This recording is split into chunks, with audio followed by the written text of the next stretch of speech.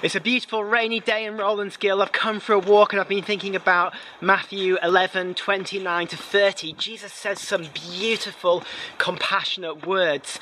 He says, "Come to me, you who are weary and burdened, and I will give you rest. Take my yoke upon you and learn from me, for I am gentle and humble in heart. For my yoke is easy and my burden is light." I love these words. You just see Jesus' character, his compassion shining through in them. There's so much that I can take from this and so much I want to share with you guys today. Firstly, it's an invitation for anyone who is burdened or tired and weary. Tiredness is when you're low in energy, you've been working hard, you feel drained, but the burdens are the things that we care about, the worries that weigh on our hearts, our stresses, those things that trouble you. And Jesus calls anyone who has tiredness or burdens to come to him for rest.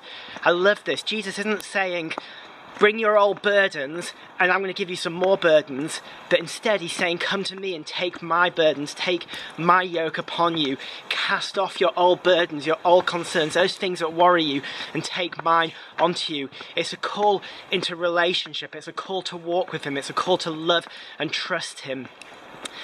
Another thing that jumps out to me about this, Jesus isn't calling us for a one-off rest. It's not come to me and have a good sleep and then go back out and take your burdens back.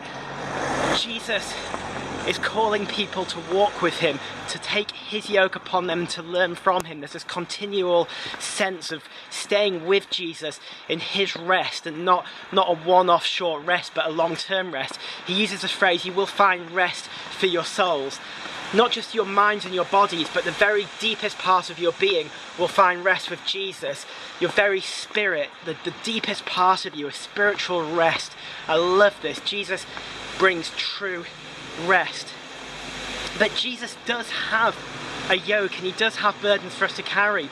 It's just that the yoke is easy and the burdens are light.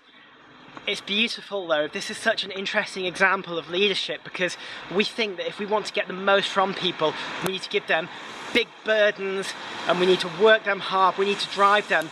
But what Jesus reveals through this, and I think this is fantastic, is that his burdens are light, yet him and his disciples were the most productive people I know.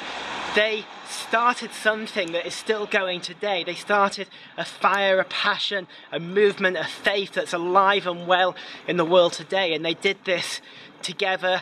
Jesus, the very initial starter of it, but the disciples continued that work by sharing and preaching. They were highly productive people. They weren't lazy. They did loads. But it's interesting how Jesus never contradicts himself. At no point in his teachings does he ask them to take heavy things upon themselves.